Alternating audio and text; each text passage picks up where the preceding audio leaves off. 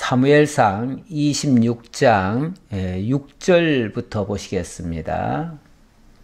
이에 다윗이 햇사람 아히멜렉과 스루야의 아들 요압의 아우 아비새에게 물어 이르되 누가 나와 더불어 진영에 내려가서 사울에게 이르겠느냐 하니 아비새가 이르되 내가 함께 가겠나이다.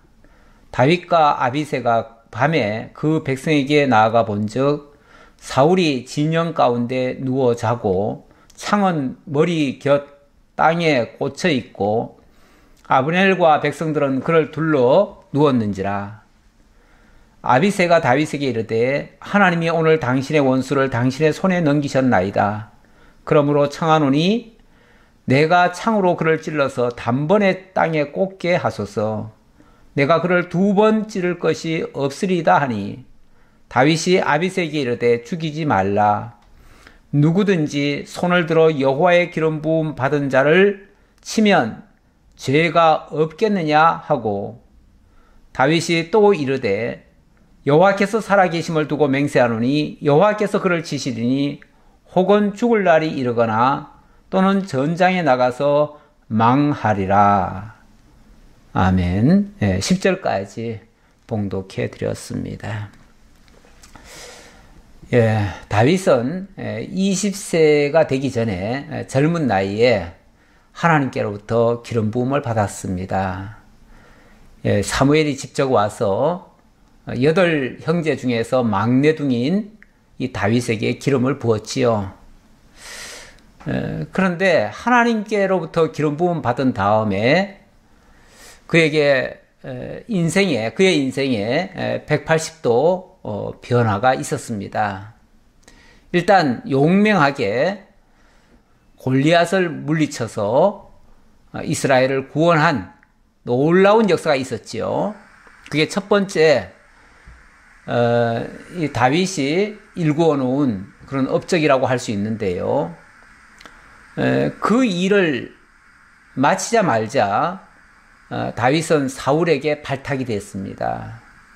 그래서 사울의 군장으로서 가는 곳곳마다 놀라운 전과를 올렸고 그래서 백성들로부터 추앙을 받기 시작했습니다. 심지어는 사울은 천천히요 다윗은 만만이로다 하는 칭송까지 받게 됐지요.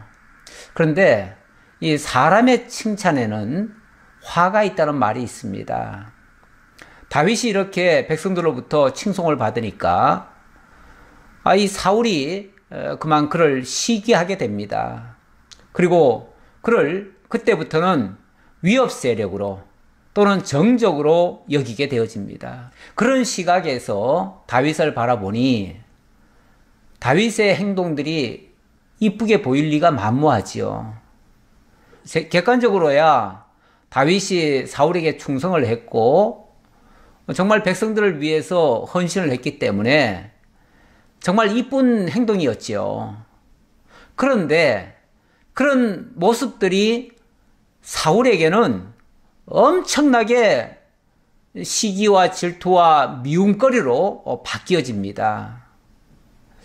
분명히 선한 일인데 그 선한 일이 어떤 사람에게는 악한 걸로 비춰지기도 해요.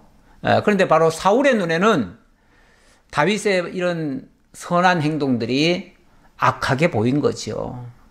그래서 다윗이 굳이 잘못한 게 하나도 없음에도 불구하고 무고히 그를 미워하고 그래서 창을 던져서 죽이려고도 하고 이렇게 하지요. 그렇게 해서 다윗이 왕궁 안에서 사울의 군장으로서 희생 봉사하면서 당하는 시련, 그 시련이 어쩌면 1차 시련일 수 있고요. 근데 이게 이제 좀 더 도가 지나치니까 그 다음에는 다윗을 죽이려고 하니까 다윗이 도망을 갔죠. 도망을 가서 이제 전국 방방곡곡으로 돌아다니면서 피신 생활을 합니다. 그 피신 생활을 하면서 당하는 그 어려운 일들이 바로 2차 시련이라고 볼 수 있어요. 굳이 나누자면 그렇다는 거예요. 다윗의 일생 중에서 20세 이전부터, 뭐 정확한 나이는 알 수가 없습니다. 그래서 대략 제가 계산하기로는 한 16세 정도 될 것 같은데, 자관 그때부터 시련이 시작돼 가지고 무려 40세에 정식으로 이스라엘 왕이 될 때까지, 그 기간은 한 20년 동안 엄청나게 도망자 신세로서 핍박을 당하고 정말 죽을 고비를 당했던 그러한 시절입니다. 예, 26장부터는 또 이제 국면이 또 전환됩니다. 이번에는 그 국내 안에서 이리저리 도망 다니면서 당하던 그 고난이 거기서 멈추지 아니하고 다윗이 이제 국외로 망명을 떠납니다. 물론 전에도 망명을 잠깐씩 떠난 적은 있어요. 그런데 바로 갔다가 바로 왔죠. 바로 왔는데 이번에는 제법 완전한 이제 망명이죠. 전에는 뭐 그랄 땅에 갔나요? 그 가드 땅인가요? 거기 갔었는데 그때는 잠깐 미친 척하고 들어갔다가 또 미친 척하고 나왔지요. 그랬었는데 이번에는 아예 정식으로 망명을 갑니다. 망명을 가가지고 그 땅에서 한동안 정말 살고 그 땅에서 그 땅 사람들처럼 그렇게 살아가게 되지요. 그러면서 또 겪는 그 고통이 또 말로 다 할 수가 없습니다. 자기 동족에게 쫓기는 고통, 자기 왕에게 쫓기는 고통도 있는데 대적에게까지 또 그 참 당하는 그 아픔, 물론 육신적으로는 그때가 좀 편안했을지 몰라요. 편안했을 건데 물론 불가피한 측면이 있죠. 왜냐하면 지금 다윗을 따르는 사람이 남자들만 한 400여 명 되고 부녀자들, 어린아이들까지 포함하면 한 600여 명 이상이 됩니다. 그러니 그 많은 식솔들을 어쨌든 다윗이 책임을 져야 돼요. 그들의 생명을 안전하게 보호할 책임이 있어요. 그러다 보니 때때로는 비굴하게 행동을 안 할 수가 없습니다. 그래서 결국은 사울에게 쫓기다 더 이상 갈 데가 없어요. 갈 데가 없으니까 결국은 망명까지 떠나게 되는 그런 장면이 오늘 내용에 아마 소개될 겁니다. 될 건데 지금부터의 시련은 이제까지의 시련과는 또 다른 어쩌면 강도가 더 센 그런 시련이라고 할 수 있는데요. 그런데 참 여기서 필요한 것이 어찌 보면 더 지혜롭고 더 명철함이 필요할 것이고요. 그래서 다윗의 어떤 지혜가 굉장히 모아지는 그런 시대라고 볼 수 있고요. 그걸 통해서 또 하나님의 놀라운 역사가 많이 또 더 나타나게 되어집니다. 하나님에 대한 더 큰 신뢰. 왜냐하면 세상 믿고는 살 수가 없거든요. 적도 믿고 사는 게 아니에요. 우선은 뭐 필요해서 도피를 했지만은 그들이 좋아서 간 것도 아니고, 그러니까 그 안에 있으면서 적진에 있으면서 적을 위해서 싸우는 게 아니고 이스라엘을 위해서 또 싸워줍니다. 그러니 엄청난 거기에 지혜가 필요한 거죠. 아주 또 명철한 행동이 또 필요한 거죠.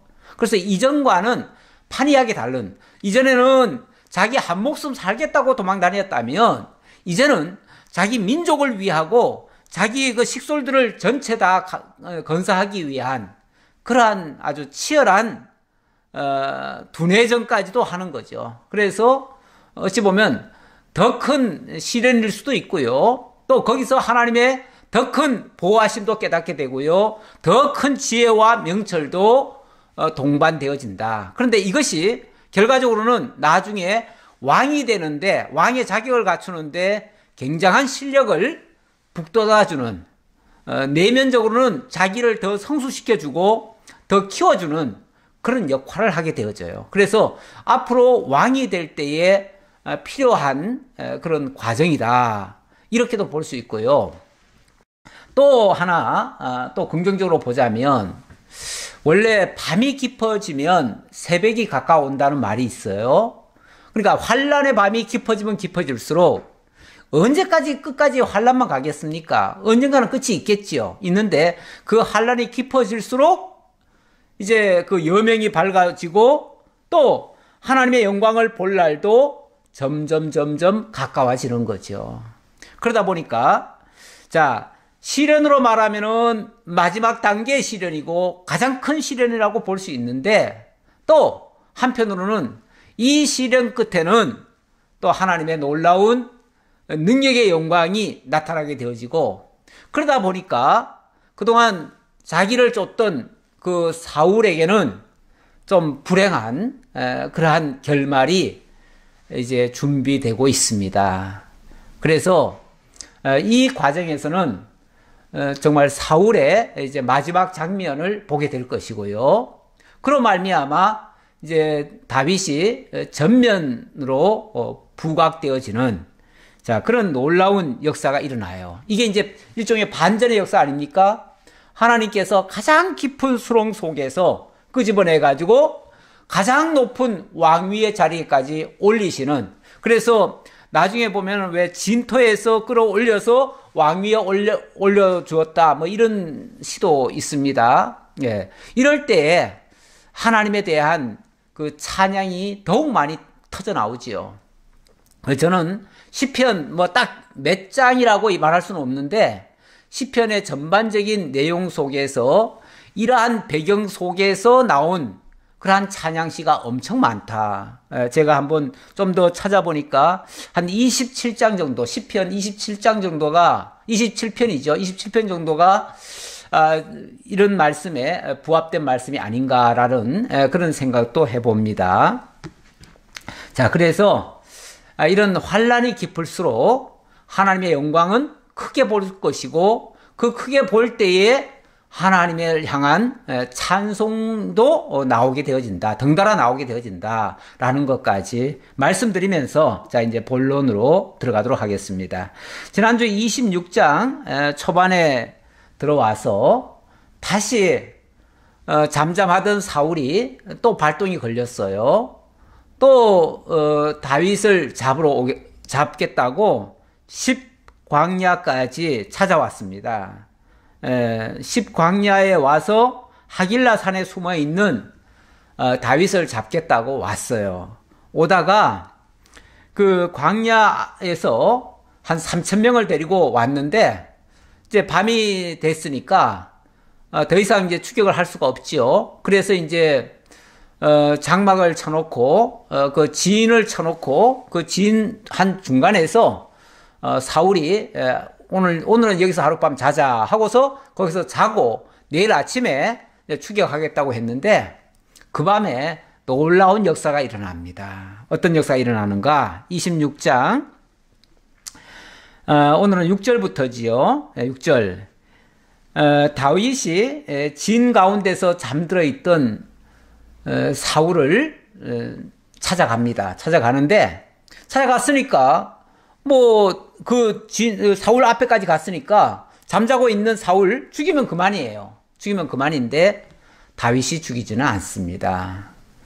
그리고 다윗의 신복인 아비새가 죽이려고 하는데 그것도 만류를 하지요. 그렇게 해서 또 다윗이 자기를 죽이러 온 사울에게 자비를 베풀어 줍니다. 이게 이제 놀라운 역사 중에 하나예요. 6절 다시 보겠습니다. 이에 다윗이 햇사람 아히멜렉과 스루야의 아들 요압의 아우 아비새에게 물어 이르되 누가 나와 더불어 진영에 내려가서 사울에게 이르겠느냐 하니 아비새가 이르되 내가 함께 가겠나이다. 이제 사울이 자기를 잡으러 왔다는 건 알았고요. 그런데 이제 시간이 벌써 이제 저녁 때가 돼서 더 이상은 이제 추격을 못 하니까 하룻밤 자고 내일 올 거라는 걸 알고는 오늘 밤에 우리가 먼저 기습을 하자. 이렇게 제안을 한 거죠. 제안을 하는데 다윗이 아무래도 혼자 가기는 곤란하지요. 혼자 가기는 그러니까 누가 나와 함께 하겠느냐라고 했더니 아비새가 제가 가겠습니다 라고 자원을 했어요. 이 아비새는요 요압의 아우라고 그랬는데 이 요압이나 아비새 그 형제죠. 형제인데 이 사람들은 원래는 다윗의 그 쉽게 말하면은 이모가 낳은 아들들이에요. 그러니까 이종 사촌간이죠. 그럴 거예요. 그러니까 원래 여기 지금 온 사람들 대부분은 다 베들레헴에서 그 이웃하고 살던 사람들이에요. 그래서 다 다윗과 관련된 사람들이기 때문에 그들이 함께 다 핍박을 당해가지고 왔기 때문에 어쩌면 그들이 지금 다윗과 똑같은 마음이에요. 똑같은 마음이라서 그래서 지금 똘똘 뭉쳐가지고 지금 함께하고 있습니다. 그러니까 뭐 사실 사울에게 간다고 하는 거는요, 거의 죽음을 내걸고 가는 거예요. 왜냐하면 지금 다윗은 3,000명이 둘러싸고 있는 그 진 한가운데 거기서 지금 안전하게 보호를 받으면서 지금 잠을 자고 있거든요. 근데 거기를 감히 쳐들어간다? 이거 상상 못할 일이죠. 상상 못할 일인데 다윗은 하나님 믿고 오늘 가보자. 누가 갈래? 했더니 아비새가 제가 가겠습니다. 그렇게 해서 함께 들어가게 된 거예요. 다윗과 아비새가 밤에 그 백성에게 나아가 본즉 사울이 진영 가운데 누워 자고 창은 머리 곁 땅에 꽂혀 있고 아브넬과 백성들은 그를 둘러 누웠는지라. 아브넬과 백성들은, 이 아브넬은 사울의 군장이거든요. 사울의 군장인데 사울이 제일 안쪽에서 자고 있고요. 그 바로 다음에는 이 아브넬이 자기 군사들과 함께 또 자고 있어요. 자고 있고 또 그 밖에는 또 일반 그 병사들이 또 둘러싸고 또 이제 보초로 서 있겠지요. 근데 아무리 보초로 서 있다고 해도 약간의 틈들은 있겠지요. 있는데 그런데 어쨌든 다윗이 거기를 지금 들어가는데 사실은 물샐 틈 없다고도 볼 수 있어요. 근데 어떻게 들어갔을까? 거기에 대한 답은요. 일단 먼저 좀 답을 먼저 볼까요? 답을 어디서 보냐면 12절 보겠습니다. 12절.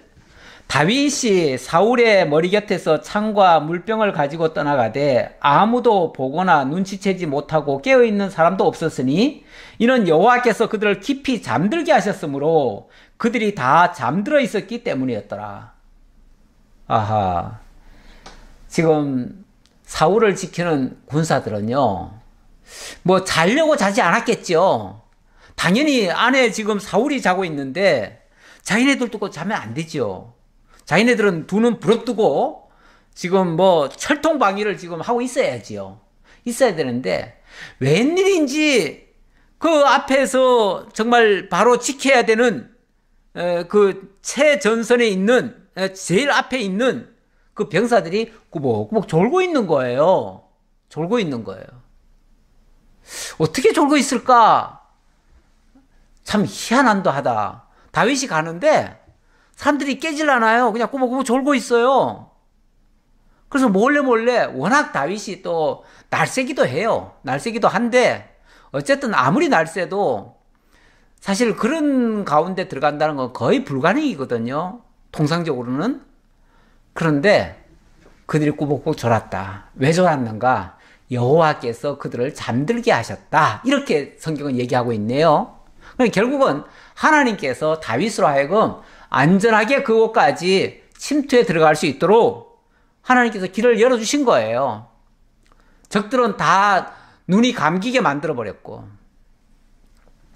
참, 이 눈꺼풀이라는 거, 눈꺼풀 참, 전에 그런 말을 하시는 분들이 많죠. 눈꺼풀의 무게가 정말 몇 톤이나 되는 것처럼 얼마나 무거운지 아무리 띄우려고 해도 안 떨어지고, 그래서 학생들 공부할 때 보면은 하도 눈이 이게 눈꺼풀이 막 자꾸 감겨서, 그래서 심지어는 뭐 그걸 뭐라 그래요? 뭐 이렇게 뭘 집게 같은 걸로 해가지고 이렇게 벌려놓기도 하죠.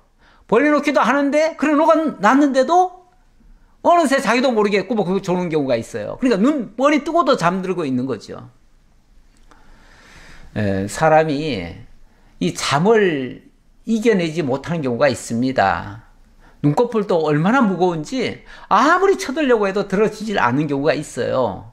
그런데 물론 이거는 하나의 생리적 현상이 아니라 하나님께서 그들을 잠들게 하셨다. 그래서 그렇게 됐다. 그 말이죠.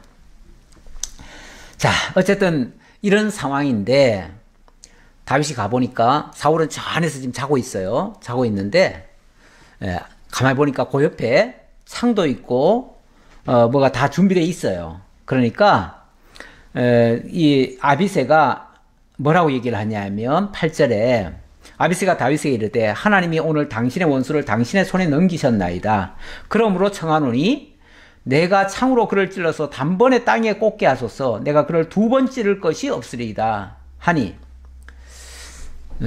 다윗님, 오늘이 바로 하나님께서 다윗님에게 저 사울을 붙여준 것 같습니다. 왜냐하면 다 잠들고 있거든요. 다 잠들어 있으니까 오늘은 그냥 들어가면 우리가 무조건 이길 수 있습니다. 그리고 제가 그 일은 하겠습니다. 제가 할 테니까 저한테 명령만 하십시오. 그러면 제가 살금살금 들어가서 그냥 창으로 2번 찔 것도 없습니다. 뭐 찍소리도 나게 하지 않겠습니다. 이게 너무 그 군인들은요, 그 급소 같은 걸 잘 알아요. 잘 알아가지고 급소를 갑자기 찔러버리면은 객소리도 못해요. 정말 찍소리도 못하고 그대로 그냥 죽어요. 그럴 수도 있어요. 그거는 뭐 정말 그런 싸움을 전문적으로 하는 사람들은 그런 걸 알지요. 그러니까 제가 그렇게 하겠습니다. 그 말이죠. 제가 그렇게 할 테니까 나한테 허락만 하십시오. 허락만. 그랬더니 9절 다윗이 아비새에게 이르되 죽이지 말라. 누구든지 손을 들어 여호와의 기름 부음 받은 자를 치면 죄가 없겠느냐 하고 다윗이 또 이르되 여호와께서 살아계심을 두고 맹세하노니 여호와께서 그를 치시리니 혹 죽을 날이 이르거나 또는 전장에 나가서 망하리라. 네가 안 죽여도 그 사람은 언젠간 죽을 거고, 만약에 그 자기 수명대로 살려고 하면 오래 가니까 또 하나님이 원하시면 그가 전쟁터에 나가서 죽을 수도 있어. 그러니까 빨리 죽게도 할 수 있어, 하나님이. 그러니까 네가 안 죽여도 하나님이 죽게 하실 수 있을 거니까 이거는 꼭 뭘 내다보고 얘기한 것 같죠? 그런데 어쨌든 이렇게 지금 이 말 한 거는요, 실제로 그렇게 바래서 한 말이 아니라 일단은 이 아비새로 하여금 지금 복수의 그런 창찌름을 막기 위한, 그렇게 되면은 어쨌든 왕을 죽인 죄가 되잖아요. 왕을 죽였다고 하는 거는, 왕은 하나님의 기름 부음 받은 자인데 하나님의 기름 부음 받은 자를 찔러서 죽였다? 그거는 결국 하나님을 대적하는 행위가 되니까, 네가 결국은 사울을 죽이는 거는, 사울은 뭐 하나님이 원하시면 언제라도 죽일 수 있으니까 네가 죽이는 거는 하지 말아라. 네가 죽이면 네가 그 죄를 다 덤탱이 쓴다, 그 말이죠. 그러면서 내가 손을 들어 여호와의 기름 부음 받은 자를 치는 것을 여호와께서 금하시나니 너는 그의 머리 곁에 있는 창과 물병만 가지고 가자 하고, 다윗이 사울의 머리 곁에서 창과 물병을 가지고 떠나가되 아무도 보거나 눈치채지 못하고 깨어있는 사람도 없었으니 이는 여호와께서 그들을 깊이 잠들게 하셨으므로 그들이 다 잠들어 있었기 때문이더라.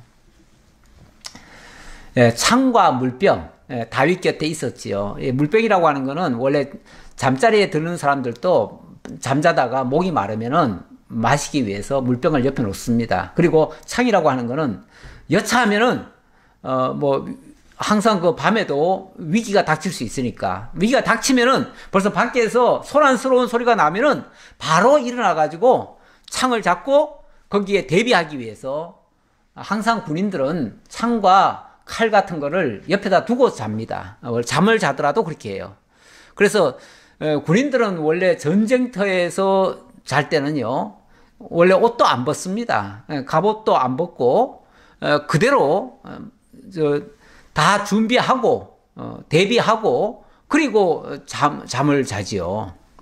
자, 그만큼 준비를 하고 있었는데 그 다 소용없는 일이었죠. 다 소용없는 일이었어요. 결국 하나님께서 그를 다윗에게 붙여주었고, 다윗은 직접 그 목숨을 빼앗지는 않았지만 다윗이 가지고 있던 창과 물병을 가지고 왔어요.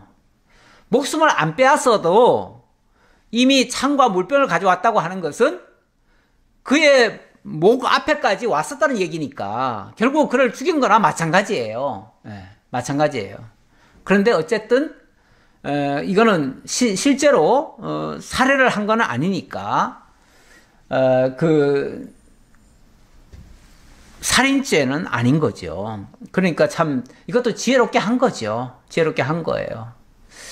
왕에 대한 그리고 하나님의 그 뜻에 반하지 않는 그런 행동을 하면서도 소기의 목적은 다 달성한 거죠. 자, 그리고 13절부터 16절에 보니까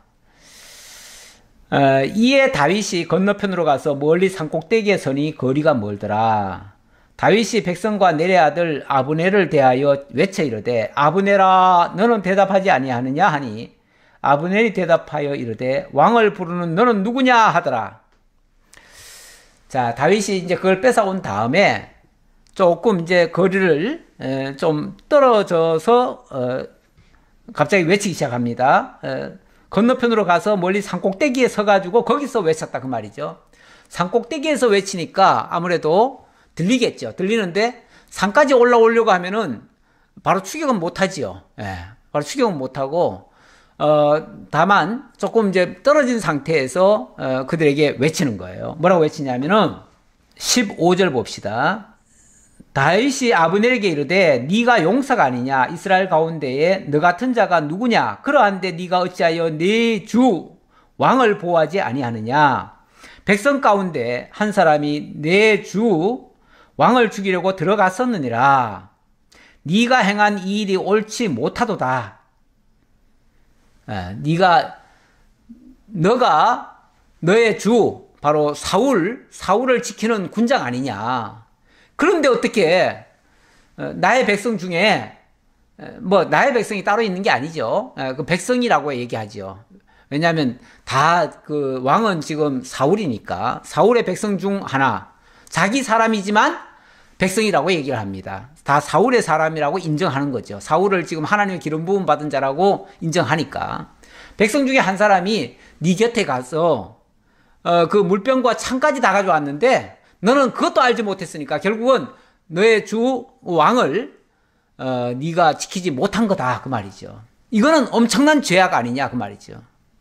네가 맡은 사명을 완전히 그걸 방기하고 결국은 네가 쿨쿨 잤으니까 원래 군인은요 전쟁터에서 자기가 맡은 소임을 제대로 못하면요 군법에 의해서 사형입니다. 사형이에요. 그러니까 네가 지금 한 일은 이건 죽을 죄다 그 말이죠. 그러면서 여호와께서 살아계심을 두고 맹세하노니 여호와의 기름 부음 받은 자를 받은 너희 주를 보호하지 아니하였으니 너희는 마땅히 죽을 자이니라. 이제 왕의 창과 왕의 머리 곁에 있던 물병이 어디 있나 보라 하니 그 물병 어디 있는지 한번 봐라 그 말이죠. 그랬더니 왕이시여 지금 창과 물병이 어디 있습니까? 하고 물어보니까 나도 모르겠는데. 그러니까 다윗이 바로 그 창과 물병 여기 있다 이렇게 이제 외치는 거죠. 17절로 20절 다윗이 사울에게 어찌 보면 이제 좀 역전이 된 거 아닙니까? 지금은 다윗이 갑이 아닙니까? 하지만 다윗이 사울에게 예를 다하고 예를 갖춰서 정중하게 나를 더 이상 쫓지 마시오라고 간청을 하는 그런 장면입니다. 사울이 다윗의 음성을 알아듣고 이르되 내 아들 다윗아 이것이 너의 음성이냐 하는지라. 다윗이 이르되 내 주 왕이여 내 음성이니이다 하고 또 이르되 내 주는 어찌하여 주의 종을 쫓으시나이까. 내가 무엇을 하였으며 내 손에 무슨 악이 있나이까. 지난번에도 한번 이런 적이 있었지요. 그때 굴에 들어와서 용변 보고 갈 때 다윗이 옷자락을 살짝 벤 다음에 그렇게 해서 사울에게 말한 적이 있었는데 그때도 살려줬죠. 살려주니까 그때도 사울이 정말 뉘우치면서 내가 잘못했다. 그리고 떠나갔고 그 뒤로는 다시는 안 찾아왔었어요. 그런데 이번에 또 찾아온 거예요. 또 잡으러 온 거예요. 그러니까 다시 정신이 번쩍 났겠죠. 그래서 이제 다윗이 하는 말입니다. 19절. 원하건대 내 주 왕은 이제 종의 말을 들으소서. 만일 왕을 충동시켜 나를 해하려 하는 이가 여호와시면 여호와께서는 재물을 받으시기를 원하나이다. 마는 만일 사람들이라면 그들이 여호와 앞에 저주를 받으리니 이는 그들이 이르기를 너는 가서 다른 신들을 섬기라 하고 오늘 나를 쫓아내어 여호와의 기업에 참여하지 못하게 함이니이다. 왕이시여, 이 일이 여호와로 말미암았다면 제가 기꺼이 죽어드리리이다. 기꺼이 제가 제물이 되어드리리이다. 하지만 그게 아니고 여호와께서 원하시는 게 아니고 여호와께서 명하신 일이 아니고 어떤 사람이 충동질을 해가지고 했다면은 그 사람은 정말 악한 사람이고 그 사람은 정말 하나님께로부터 저주받아 마땅한 사람 아니겠습니까? 아니 도대체 무슨 악이 있길래 제게 무슨 잘못이 있길래 저를 또 잡으러 오셨습니까? 이게 하나님의 명을 받아서 오신 겁니까? 어떤 사람의 충동에 의해서 온 겁니까? 라고 지금 반문을 하는 거죠. 그런즉 청하건대 여호와 앞에서 먼 이곳에서 이제 나의 피가 땅에 흐르지 말게 하옵소서. 이는 산에서 메추라기를 사냥하는 자와 같이 이스라엘 왕이 한 벼룩을 수색하러 나오셨음이니이다. 제발 저로 하여금 이 여호와의 그 성도로부터 예루살렘으로부터 멀리 떨어진 곳 아닙니까? 지금 바람 광야는 거의 이방 땅이나 마찬가지예요. 여기까지 와서 거의 이방 땅에 근접해 와서 여기서 나의 피를 흐르게 할 게 뭐가 있겠습니까? 그 말이죠. 정말 어찌 보면 한 벼룩, 지금 한 벼룩이라고 지금 표현을 했는데 한 벼룩이라고 하는 게 왜 잡으려고 하면 팔딱팔딱 뛰어다니잖아요. 그러니까 사울이 잡으려고 하면 자기는 그냥 팔딱팔딱 지금 뛰어서 지금 도망가고 있는 중인데 아니 그 무슨 가치가 있다고 날 죽여서 무슨 가치가 있다고 날 죽이려고 합니까? 벼룩 한 마리 잡아가지고 뭐 그렇게 뭐 큰 이득을 보겠다고 그 일을 하십니까? 그 말이죠. 어찌 보면 무고한 피를 흘려서 괜히 죄짓지 마시고 이제부터라도 좀 정신 좀 차리세요 하는 말이죠. 글쎄 이 말에 사울이 좀 반성을 할까요? 자, 일단 21절부터 25절을 보니까 사울이 뉘우치네요. 뉘우치고 오히려 다윗을 축복하네요. 21절 사울이 이르되 내가 범죄하였도다 내 아들 다윗아 돌아오라 네가 오늘 내 생명을 귀하게 여겼은즉 내가 다시는 너를 해하려 하지 아니하리라. 내가 어리석은 일을 하였으니 대단히 잘못되었도다 하는지라. 정말 미안하구나. 내가 또 판단 잘못했구나. 그러니 이제는 더 이상 너를 쫓지 않을 테니 이제는 내 곁으로 돌아오라. 그렇게 얘기하네요. 글쎄 이거는 또 진심일까요? 어쨌든 요 순간만큼이라도 뉘우침은 있는 건 맞습니다. 뉘우침이 있는 건 맞는데 문제는 이 뉘우침이라고 하는 게 얼마나 갈까가 중요하죠. 그게 또 문제죠. 그게 정말 영구적으로 뉘우치고 그렇게 하려면 온전한 회개가 있어야 되는데 뉘우침이라고 하는 거는 어찌 보면 일시적인 모습이죠.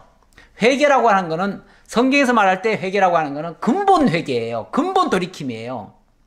완전히 새 사람으로 완전히 탈바꿈이 되어지는 걸 회개라고 할 수 있는데 그런 회개까지는 기대하지 못하겠고요.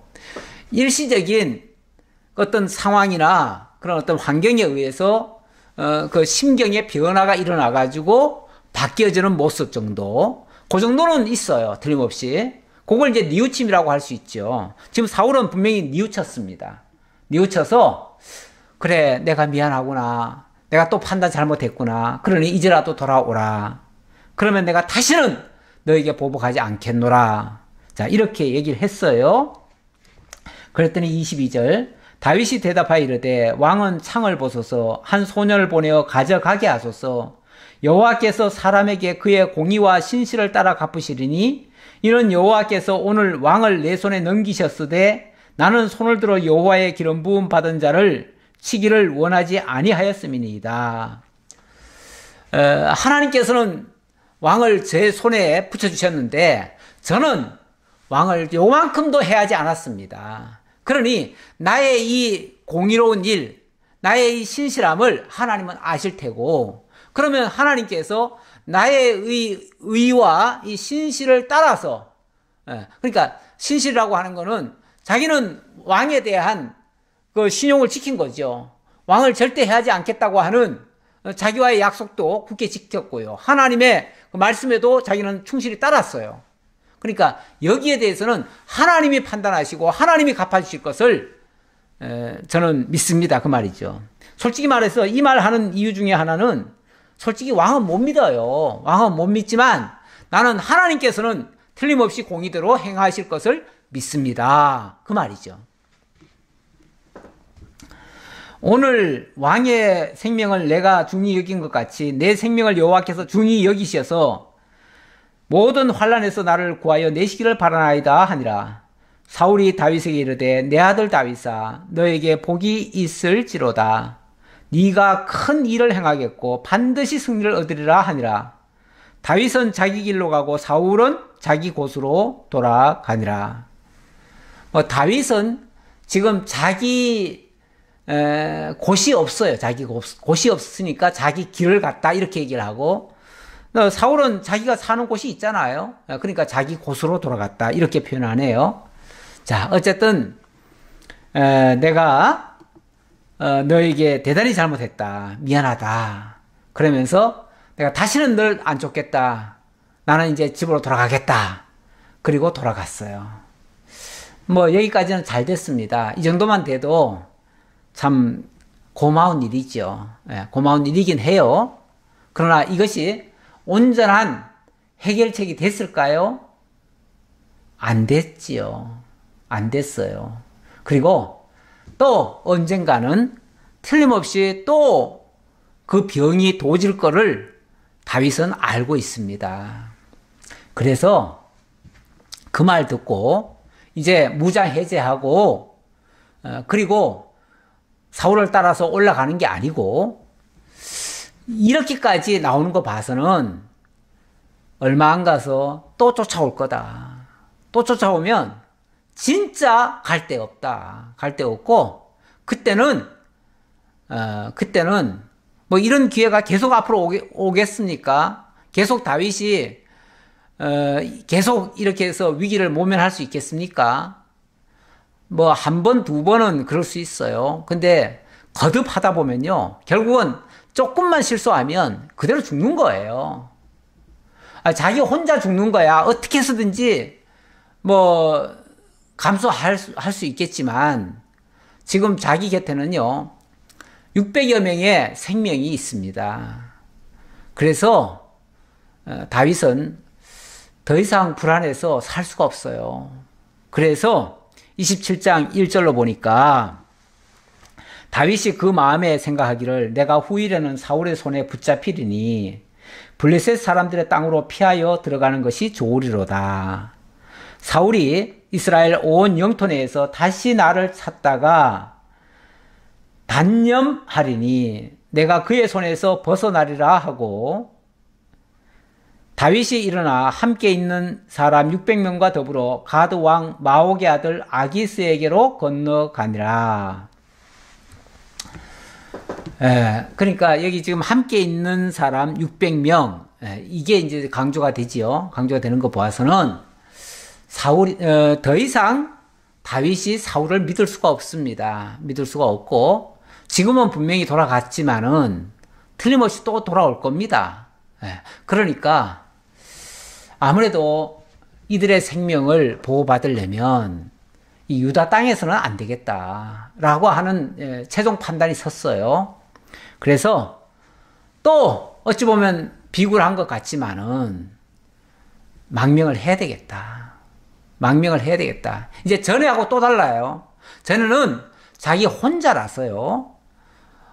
그때도 좀 미친 척 하고 왜 간 적이 있었잖아요. 근데 혼자니까 또 미친 척 하다 보면은 또 혼자 나올 수가 있어요. 그래서 그때는 어찌 보면 홀가분하게 갔다 왔었는데, 이제는 600명이나 되는 사람이 자기 곁에 있었기 때문에 혼자 행동을 할 수가 없어요. 그래서 이번에는 일단은 안전하게 생명을 유지해야 뭐 장래도 내다볼 수 있기 때문에, 그래서 일단은 도피해야 되겠다.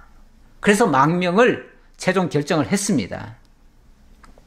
근데 망명을 하려면 어차피 뭐 주변 모든 나라가 다 대적입니다. 왜 또 하필이 블레셋이야 그러는데, 블레셋 말고 그 옆에가 어느 나라가 있습니까? 그러니까 블레셋도 가는 거예요. 할 수 없어요. 그래서 블레셋도 갔어요.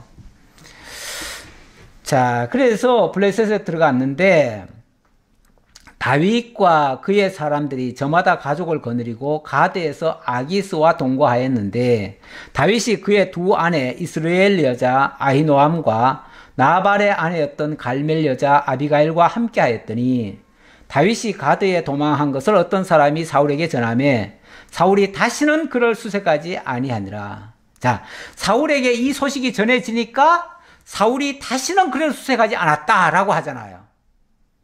그리고 보면 뭐예요? 사울이 그 이후에도 수색을 했었다라는 말이에요.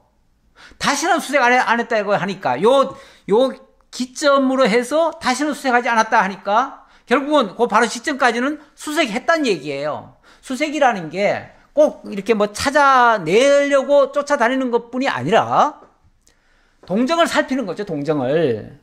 다시 말하면 지금 다윗이 지금 어디 있고 어디서 어디로 옮겼고 그것까지 다 보고받고 있는 중이에요. 만약에 사울이요, 진심으로 내가 다시는 이제 다윗을 안 건드린다 라고 맹세하고요, 그랬다면은 아마 전국에 공포를 했을 거예요. 공포를 하고 앞으로 다윗을 건드리는 자는 국법에 의해서 사형시킬 거다. 다윗에게 내렸던 모든 포고령은 오늘부터 즉시 해제다. 그래서 다윗은 이제 더 이상 범죄자가 아니며 그를 이제 사면 복권시켜야죠. 쉽게 말하면 사면 복권시키고, 그래서 오늘부터는 다윗 쫓기를 안 한다. 다윗은 우리나라의 보물이다. 오히려. 그러니까 그걸 이제 전 국민들에게 선포를 해야지요. 선포를 해야 돼요. 그래야 더 이상 다윗을 보고하는 사람이 없지요.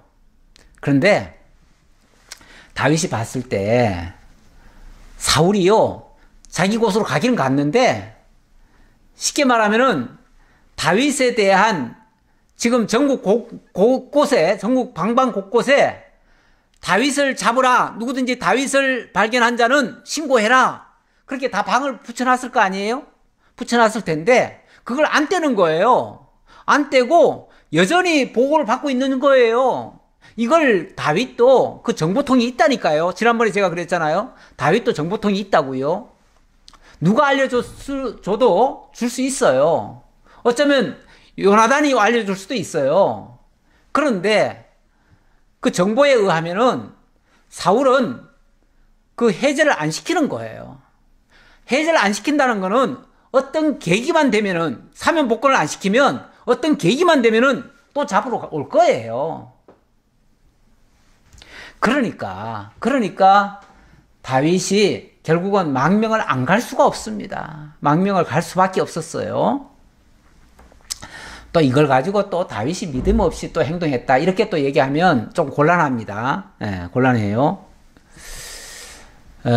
틀림없이 다윗이 기도하고, 또 지금은 전에보다 또 더 지혜로운 사람이 옆에 있습니다. 아비가일이라고 아주 지혜로운 여자가 또 옆에 있어요. 그래서 어쩌면 그녀와도 상의를 하고 그렇게 아마 했을지도 몰라요. 자, 어쨌든 이런 상황에서 계속 거기 머물다가는 또 화를 입을 것이 뻔하기 때문에 그래서 다윗이 아예 망명을 떠났다. 망명을 떠나니까 사울이 다시는 그럴 수색하지 않았다라고 얘기를 하네요. 자, 그 다음 5절의 내용입니다. 다윗이 아기스에게 이르되 바라건대 내가 당신께 은혜를 입었다면 지방 성읍 가운데 한 곳을 내게 주어 내가 살게 하소서. 당신의 종이 어찌 당신과 함께 왕도에 살리이까 하니 아기스가 그날에 시글락을 그에게 주었으므로 시글락이 오늘까지 유다 왕에게 속하니라. 다윗이 블레셋 사람들의 지방에 산 날수는 1년 4개월이었더라. 1년 4개월.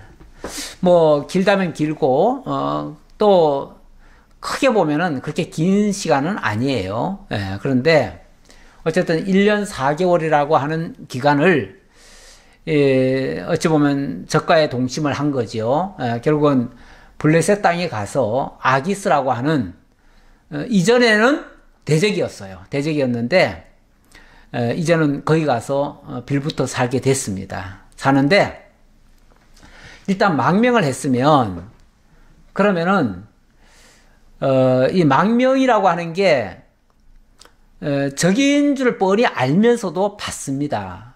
왜 받냐면은 이용하기 좋거든요. 이제 대적이 됐잖아요. 대적이 됐으면 그 대적을 이용해 가지고 이제 그 적국을 치는 데 굉장히 유리해요. 그래서 예로부터 우리나라 옛날에 그 고려 때에 그때 보면 이 적들을 적에게 항복해 가지고 이제 그 망명을 하면 그쪽에서 받아 가지고 아주 높은 지위도 올리고 그리고 우리를 칠 때에 그렇게 그들을 앞세워 가지고 치는 경우가 많았어요. 예. 그렇게 써먹기 위해서 적인 줄 뻔히 알면서도 망명을 받습니다. 다윗도 이 계산 안 했겠어요? 거기 가면 얼마나 불리하고 얼마나 어려울 줄 모르겠어요? 알지요. 알지만 거기서 이제 진짜 지혜가 필요한 거예요. 거기서 어떻게 처신해야 될 것인지가 이제 굉장히 중요해요. 거기 가서 적진에서의 처신은 본국에서의 처신보다 훨씬 더 어려워요. 하지만 정말 하나님의 지혜가 있다면 또 넉넉히 이겨낼 수 있는 방법도 있을 거예요. 있을 텐데 자, 어쨌든 정치적 망명을 하고 어쨌든 자기 사람들을 안전하게 보호하는 데까지는 유익한 일이었습니다. 그러나 앞으로는 또 어려운 일들도 많이 발생하겠죠. 발생하는데 결과적으로는 어떻게 되는가? 결과적으로는 조금 전에 무슨 말이 나왔냐면은 자, 시글락이라고 하는 한 지역을 아기스에게 허락을 받습니다.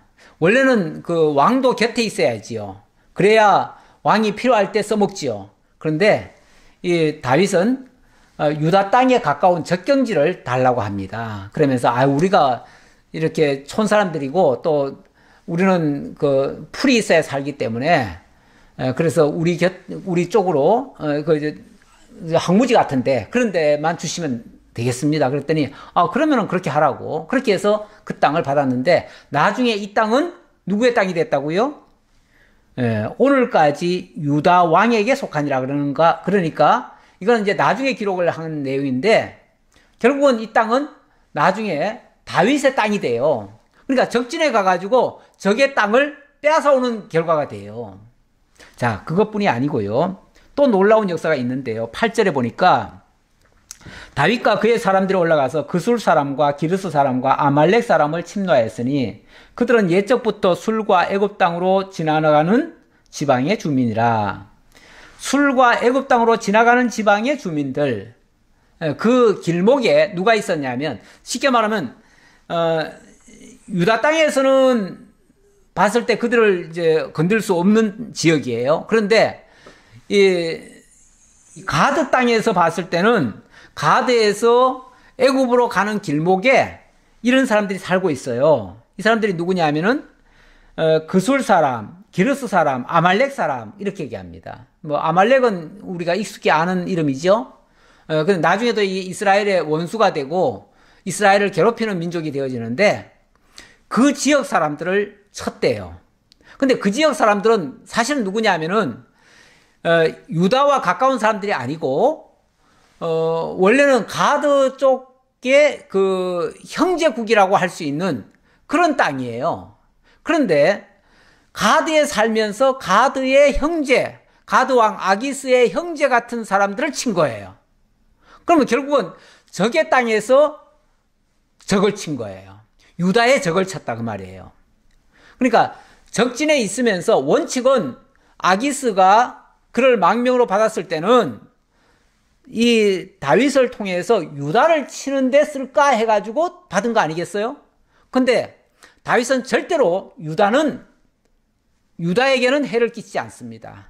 오히려 유다의 원래 원수였던 아말렉이나 이런 데를 치게 됩니다. 그러니까 적에 있으면서 적을 이용은 하지만은 유다에게는 요만큼도 손을 안 끼치는 거예요. 그러니까 적진에 있으면서 오히려 유다를 위해서 일을 해주는 거예요. 사실 이러기가 쉽지 않거든요. 여기에 엄청난 지혜가 있어서 이런 역사가 일어나는데 이 지혜가 다윗의 순수한 자기 지혜일까? 지금은 지혜로운 여자 아비가일도 옆에 있고요. 무엇보다도 하나님의 지혜지요. 하나님께서 그에게 그런 지혜를 주신 거죠. 그래서 자 이런 역사까지 하게 됐다. 나중에 아기스가 알면요. 이거 정말 뒤집어질 얘기예요. 그런데 아기스를 알게 하는 게 아니고 아기스 몰래 하는 일입니다. 엄밀하게 말하면 조금 자기를 망명 받아준 자에게 배신하는 행위나 마찬가지죠. 그런데 유다로 봤을 때 또는 하나님의 기준으로 봤을 때는 적을 무찌르는 행위이기 때문에 이걸 나쁘다라고 할 수가 없어요. 그러니까 윤리 도덕적으로는 그러면 안 되는 거죠. 그러나 하나님의 기준에서 봤을 때는 이거는 정당한 일이다 그 말이에요. 우리가 왜 적에게 투항할 때도 어떤 작전상 투항하는 경우도 있잖아요. 일종의 그 위장 투항이죠. 위장 투항해서 적을 무찌르기 위해서 그렇게 하는 경우도 있어요. 가끔씩은 있어요. 뭐 우리나라만 해도 예를 들어서 북한에서 우리나라에 들어왔는데 위장으로 기순하는 경우가 있지요. 위장 기순해 가지고 우리나라를 해치고 일종의 그게 간첩행위죠. 간첩행위인데 우리 쪽에서 봤을 때는 아주 나쁜 사람이지만 북한 쪽에서 봤을 때는 그거는 북한을 자기네들을 위한 거예요. 위장으로 한 거예요. 이게 군인들은 그런 일을 가끔 합니다. 그걸 꼭 무조건 윤리적으로 이럴 수가 있느냐 이렇게 보시면 안 됩니다. 군인들이 하는 일은요 작전상 그럴 수도 있어요. 그러니까 이건 이제 양수겸장이라고 할 수 있죠. 두 가지 일을 다윗은 동시에 그러니까 자기 생명의 보호도 받고 또 적도 물리치고 이 양수겸장에 이 수를 노리고 하는 일들이죠. 자, 그랬더니 9절 다윗이 그 땅을 쳐서 남녀를 살려두지 않고 양과 소와 나귀와 낙타와 의복을 빼앗아 가지고 돌아와 아기스에게 이르매 아기스가 이르되 너희가 오늘은 누구를 침노하였느냐 하니 다윗이 이르되 유다 네겝과 여라무엘 사람의 네겝과 겐 사람의 네겝이니이다 하였더라. 어찌 보면 좀 위장 보고를 하는 거죠. 위장 보고 거짓 보고라고 해야 되나요? 어찌 보면 가드 왕에게 지금 투항을 했기 때문에 망명을 했기 때문에 어쨌든 가드 왕에게 충성을 해야 돼요. 충성을 해야 되는데 고지고대로 충성할 수는 없잖아요. 쉽게 말하면 고지고대로 충성하려면은 유다를 치고 충성을 해야 되는데 어떻게 자기 동족을 향해서 치겠습니까? 그건 하나님 앞에도 옳지 않지요. 그러니까 그렇게는 안 하고 저 유다의 적들을 치고는 마치 유다 네겝을 쳐가지고 유다 광야를 빼앗은 것처럼 이렇게 보고를 하더라 그 말이죠. 어찌 보면 약간 거짓 보고죠. 거짓 보고인데 저는 이걸 위장 충성이다 이렇게 말해요. 전략상 위장 충성이었다 이렇게 말씀드리겠습니다. 11절. 다윗이 그 남녀를 살려서 가드로 데려가지 아니한 것은 그의 생각에 그들이 우리에게 대하여 이르기를 다윗이 행한 일이 이러하리라 하여 블레셋 사람들의 지방에 거주할 동안에 이같이 행하는 습관이 있었다 할까 두려워함이었더라. 아기스가 다윗을 믿고 말하기를 다윗이 자기 백성 이스라엘에게 심히 미움을 받게 되었으니 그는 영원히 내 부하가 되리라고 생각하니라. 자, 12절까지 읽었습니다. 어찌 보면 아기스가 깜빡 속은 거죠. 다윗이 인간적으로는 이러면 안 되겠지만 어쨌든 다윗은 지금 아기스를 속인 겁니다. 결국은 다윗이 이 난리통에 이 쫓겨다니는 신세 중에 또 적국에 거짓 투항을 해서 거짓 망명을 해서 결국 적을 이롭게 하는 것이 아니라 자국을 이롭게 하고 유다를 보호하는 그 역할을 하는 거죠. 그러니까 어찌 보면 지금 망명이 결국은 지혜로운 망명이고 전략상 망명이에요. 그러니까 이거는 제가 봤을 때는요, 원래 어차피 그 적하고는 싸워야 되는 사람들 아닙니까? 가드하고는 싸워야 될 자들이에요. 싸워야 될 대상이기 때문에 그거를 전면전으로 붙어서 싸워서 이기느냐, 아니면은 전술을 통해서, 전술과 전략을 통해서 어떻게 보면 싸우는 거냐. 원래 전략 전술이라고 하는 건요, 막 거짓이에요. 거짓이고 위장이고 뭐 숨고 뭐 이렇게 하는 일들이잖아요. 예. 그런 일은 원래 군사 전법에도 그런 정상이에요. 그게 잘못된 게 아니에요. 어떻게 이렇게 다윗이 정직하지 못하느냐 그러는데, 아니 적을 물리치는데 정직하기만 해서 적을 물리칩니까? 적을 속여야 물리칠 거 아니에요. 적과는 싸울 때는요, 적을 속이는 것이 정상인 겁니다. 예, 그러니까 그걸 나쁘다고 보시면 안 돼요. 그러니까 윤리적 차원에서 우리가 너무 고지식하게 윤리적 차원에서 머무는 사람들은요, 이 대적한테도 정직하게 말하는 사람들이 있어요. 아니 대적하게 정직하게 말하면 적을 이롭게 하고 우리를 해하는 꼴이 되잖아요. 그러면 안 되죠. 그거는 지혜가 없는 행위죠. 진짜 지혜로운 자는요, 자기를 위해서 또는 자기 동족을 위해서, 자기 민족을 구원하기 위해서 때로는 적을 속일 수도 있는 거죠. 이거는 군사법에 의해서 되어지는 일이니까 이건 결코 나쁜 일이 아니다. 자, 그렇게 믿으시고, 오늘 다윗은 이렇게 해서 유다를 위해서, 적진에 가서도 유다를 위해서 싸워주는 이런 놀라운 전공을 올리고, 이것이 나중에 다윗이 유다 왕이 되는데 아주 큰 도움이 되지, 이게 해가 되지 않습니다. 일반적으로 만약에 조국을 배신하고 망명을 떠났다, 그러면 나중에 유다 왕이 될 수가 없어요.